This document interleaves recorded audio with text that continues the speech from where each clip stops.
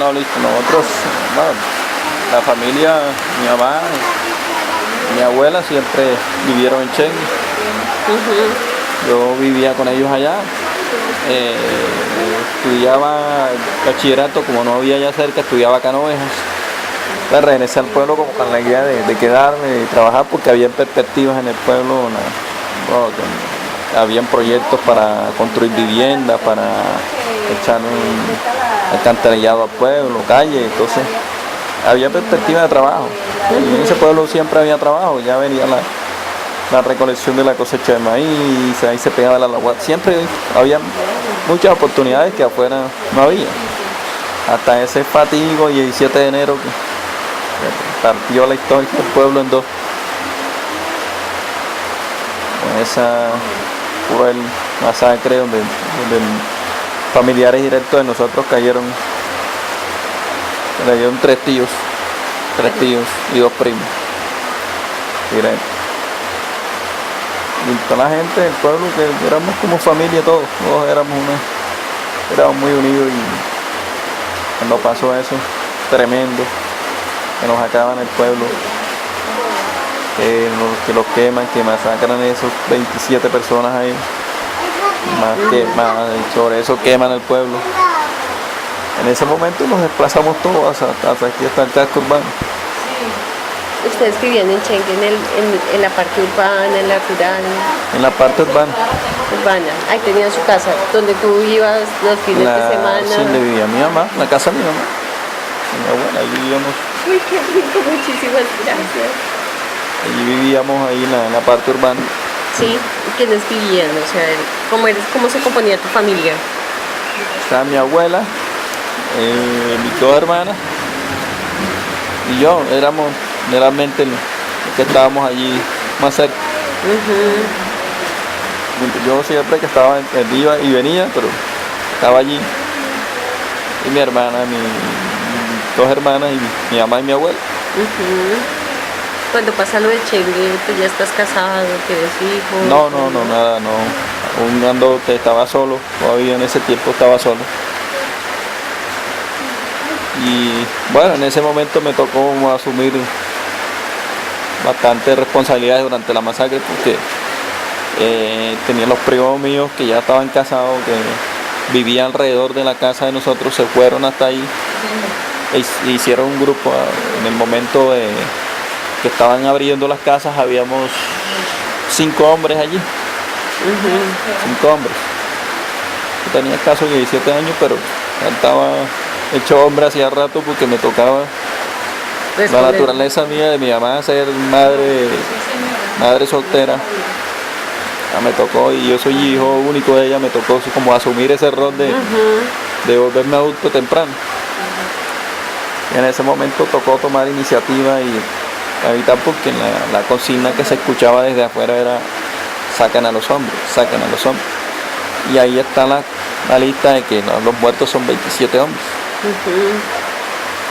Entonces todo el que lograron sacar, está muerto hoy en día. Y nosotros éramos 5 ahí. Finalmente, no sé, yo creo que pronto el poder de la oración, porque oramos mucho en ese momento, recé mucho, y cuando iban a abrir la casa, no sé, si alguien dijo no abran esa casa porque ahí no pasa, generalmente son mujeres solas. Fue lo que dijeron. Ya después nos prenden la casa, nosotros adentro, fue toda una odisea para poder armar el grupo. Un tío mío se escapó de la casa corriendo y distrajo un poco la atención cuando eso. En ese momento nos fuimos, dos primos, dos por cada lado, arriesgando dos. Habíamos dos que no teníamos hijos ni nada, entonces ahí armamos una estrategia, dos por allá y dos como para servir de escudo, pues. Y gracias a Dios logramos salvarnos todos 4. Mi tío también apareció al día siguiente. Los 5 que estábamos ahí nos salvamos, pero la casa la quemaron.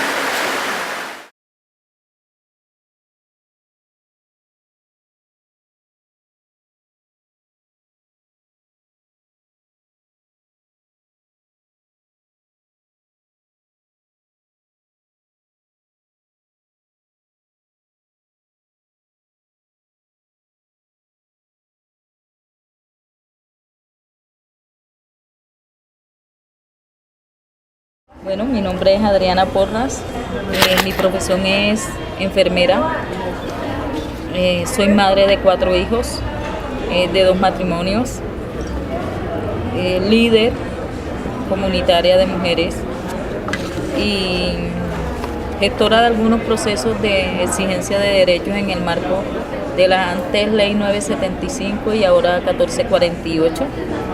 En este momento desplazada, funcionaria en Bogotá de la alta consejería por mi tema de desplazamiento más que por querer estar en Bogotá.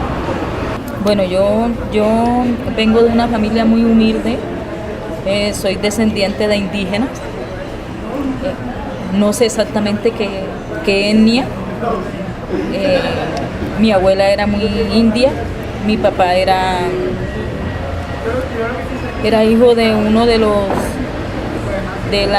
de una persona que era como de la alta sociedad en Sucre, pero mi papá todavía no sé los orígenes, creo que ahora es que lo voy a averiguar cómo fue el origen de mi papá, porque mi abuela trabajaba en esa casa de familia de una alta sociedad y salió embarazada de mi papá, y mi papá, pues muy indio, creo que nunca tuvo el reconocimiento de su padre,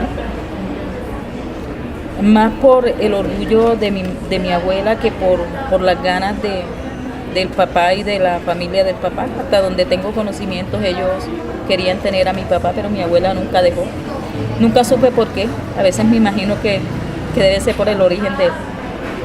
Y crecí en un ambiente de familia, de amor por un lado, de mucha unidad por parte de mi mamá, que era una persona humilde, era aseadora de una escuela de bellas artes en Sucre y venía de familia muy religiosa, muy cristiana, pero también traía la influencia de la política liberal nata de Sucre.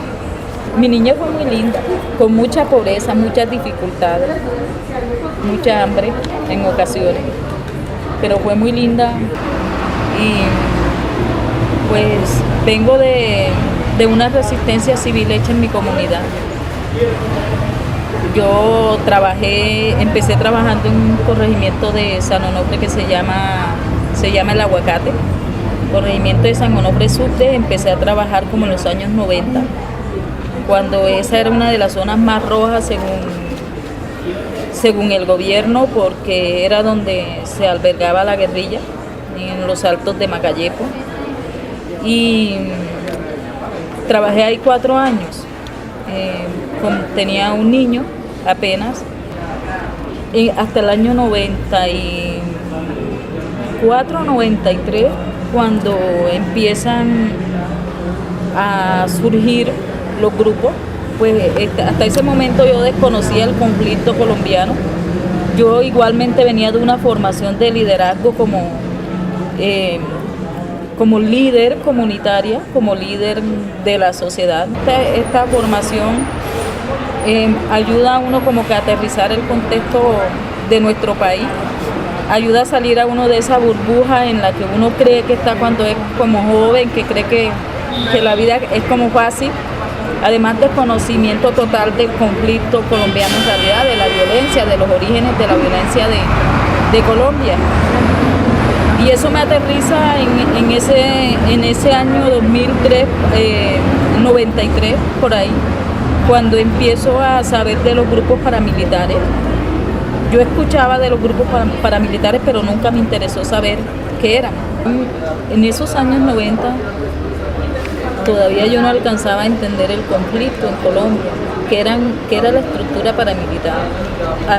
Había escuchado de guerrilla, pero tampoco nunca en Sucre, en los tiempos en que estuve en El Aguacate, nunca vi un accionar violento de la guerrilla. O sea, en ese momento yo no lo vi, nunca, ni era evidente la violencia guerrillera allá.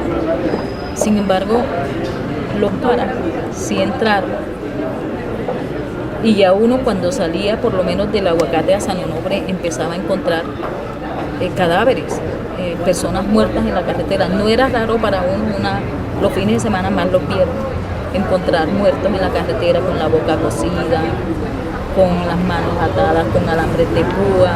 O sea, era algo, pero era algo que yo creo, o sea, analizando ahora lo que pienso era que era algo a lo que yo le quería huir, a una realidad que a mí no me interesaba saber los orígenes, porque no quería, porque cuando uno conoce a fondo las cosas empieza a tener como incidencia, a participar, y yo creo que en ese momento no quería hacerlo, no me interesaba, estaba pensando en mí, en mi futuro, en mis hijos.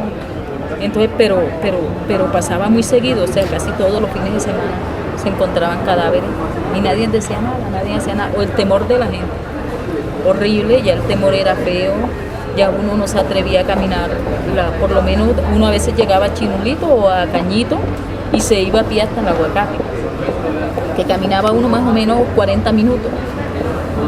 Y yo me... Eso fue como en el 2003, 93, como en el año 93, 94, esa época. Y ya para el año 95, o en el año 94, ocurrieron dos hechos que me marcaron mucho, estando yo en el Aguacate, y fue el asesinato de dos personas que yo quería mucho en el pueblo del Aguacate. Una persona que le decían el pariente, yo tenía una muy buena relación con los papás de él porque los papás eran hipertensos y a mí me tocaba llevarle los controles, y yo me encariñaba mucho con la gente, yo iba a su casa, le hacía los controles, o sea, y ver la reacción de los papás en el momento en que mataron a estos muchachos fue horrible, o sea, fue feo por la impotencia de la familia. Los papás siguieron a la gente, a los paras que sacaron a su hijo, y no pudieron seguir porque ellos le dijeron también se mueren ustedes, y los cadáveres los dejaron en el pueblo. Al otro muchacho que llamaron, que se llevaron, que era muy amigo, muy cercano a mí, lo mataron de una forma horrible, le cortaron el pene y era un pelado sano, o sea, no estaba en nada. Ya eso empezó ya se generó el temor completo de la comunidad. Ya empezó la gente a tener mucho miedo. Y ya, pues yo estaba embarazada, estudiando. Y la situación era muy difícil. Ya sabía que eran paramilitares, ya sabía que era Cadena quien estaba al mando. También sabía que Cadena en muchas ocasiones alertó a la gente, por lo menos al muchacho que mataron, al que era cercano al hijo de los señores adultos. Él le había mandado a decir que se fuera del pueblo, que lo iban a matar, pero yo me imagino que cuando uno no debe nada, uno dice como, ¿por qué me voy a ir si yo no he hecho nada? ¿Y en qué momento tú tomas la decisión? ¿Qué pasó contigo? Cuando en el 2005 nace mi hija, termino mis estudios con el SENA, hay una convocatoria para plaza, para carrera administrativa, y yo decido concursar. Pero ya también había muchos temas de violencia en el corregimiento del Aguacate, y yo gané el concurso a carrera administrativa para una plaza para auxiliar de enfermería. ¿En Sincelejo? En San Onofre. En San Onofre. ¿Y te tocaría dejar el Aguacate? Me tocaría dejar el Aguacate. Me peleé la quedada, pero no se pudo. Y me mandan para Libertad, uno de los corregimientos más grandes que tiene San Onofre, zona norte, corregimiento de Libertad. Corregimiento de Libertad. Me tocó irme para Libertad en el 96. En esa fecha justo murió mi mamá. Mi mamá murió en el año 95. Mi bebé tenía 8 meses de nacida cuando murió mi mamá. Y pues yo me fui a trabajar para Libertad. Ya mi relación de pareja no estaba muy bien, la distancia, todo ese tema. Y pues me fui para Libertad y me quedé, de hecho en Libertad tenía que quedarme porque queda muy retirado de Sincelejo. Y en Libertad, huyéndole, yo creo que más lo acepté también huyéndole a la violencia. O sea, como para esa zona no se sabía nada todavía de paramilitares. Entonces yo decía, allá no voy a ver muertos ni voy a ver nada. Yo llegué en el 96 a Libertad pero en el 97 se dio las primeras muertes selectivas. Ya yo creo que empecé a tener una posición más personal acerca del tema de violencia en Sincelejo, en San Onofre. Y empiezan a haber muertes selectivas en libertad. Sacan a 2 a 3 personas, los dejan muertos en el mismo pueblo, no los sacaban. Yo trataba siempre de no estar los fines de semana. Primero tenía a mis hijos en Sincelejo. Y yo lo que trataba era de no estar sábado y domingo porque eran los días en que ellos mataban, o los viernes. Yo siempre me iba, después de mis labores, me iba para Sincelejo. En el 2007 hubo como que un momento donde aparece un tal comandante Danilo, que es de los Carranza, y se toma el pueblo. Hizo reunión en el pueblo y impusieron su voluntad. Empezaron a poner multas, a hacer lo que ellos saben hacer. Y eso fue en el año 97. En el 98, como para febrero, me acuerdo, hubo una toma de los militares, yo no sé exactamente si era Fuerzas Armadas o quién era, al campamento donde estaba la gente de Carranza, donde estaba Danilo, y empezaron a bombardear la zona. Pues nosotros en ese momento felices. ¿Militares o guerrilla? No, se tomó. Militares. Era fuerza pública. No sé si era la Armada, si quiénes eran, pero era fuerza pública bombardeando a los hombres de Carranza, a los paramilitares. Ajá. Entonces, pues en toda la ignorancia mía en ese momento, o creo que, pues nosotros muy contentos de que la fuerza pública fuera a hacer valer nuestros derechos, porque nos estaba librando de los paramilitares. Pero 2 o 3 años después entendí que en ningún momento ellos nos fueron a proteger a nosotros. Ellos estaban garantizándole la estadía a Cadena, a la gente que ya mandaba, que venía mandando de otro bando, que era de los bandos de los castaños. Porque sentían que Carranza les estaba quitando poder. Carranza les estaba invadiendo el espacio de ellos y les estaba quitando poder, todo el recurso económico, tierra, todo el mando. El solo hecho de tener la zona norte de San Onofre, que es la más grande del municipio, era quitarle poder. ¿En qué año fue eso? Eso fue en el 98, fue que ellos hicieron esa acción. No, yo, para mi entender, 2 años después fue que entendí claramente que ellos no estaban protegiendo a la comunidad civil, sino protegiéndole los intereses a la gente de Castaño, a Cadena, que ya estaba como comandante de toda la zona. Entonces, pues ya después de ahí no hubo tranquilidad en el pueblo porque acabando a esta gente Carranza, inmediatamente entra a posesionarse de la zona Cadena. Y ya empezaron otra vez, o sea, siguieron las muertes selectivas, los comentarios del Palmar, que en el Palmar era donde llegaba la gente. Entonces ya la situación fue de caos completamente. Ya uno veía cuando uno salía a San Onofre veía letreros donde decía en todas partes: AUCET somos todos, AUCET somos todos, como queriéndonos meter a nosotros o vender la idea de que también éramos AUCET. Entonces, ¿el Palmar? Es en Rincón, y ahí era donde Cadena tenía su mando de acción. Entonces, pues ya la teníamos clara. Además, o sea, el impacto más grande fue, por ejemplo, yo como enfermera, ya para los años, para el 2000, ya había una clara incursión de los paramilitares, un control total en las entidades estatales, alcaldías, puestos de salud, hospitales. O sea, ya nosotros teníamos claro quiénes mandaban y quiénes eran los que tenían el poder en San Onofre. Yo diría que todo. Yo diría que la permeabilidad paramilitar fue tan fuerte que por ejemplo, en las alcaldías estaban los alcaldes paramilitares, ordenados y puestos por ellos.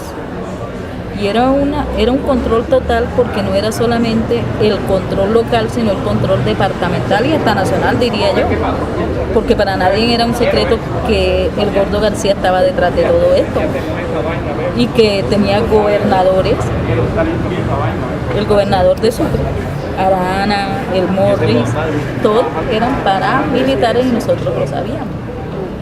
Pero lo más triste era la permeabilidad en los entes de controles de seguridad, en la policía, en la fiscalía. Eso era claro, para nadie, ninguno de nosotros era un secreto que no existía.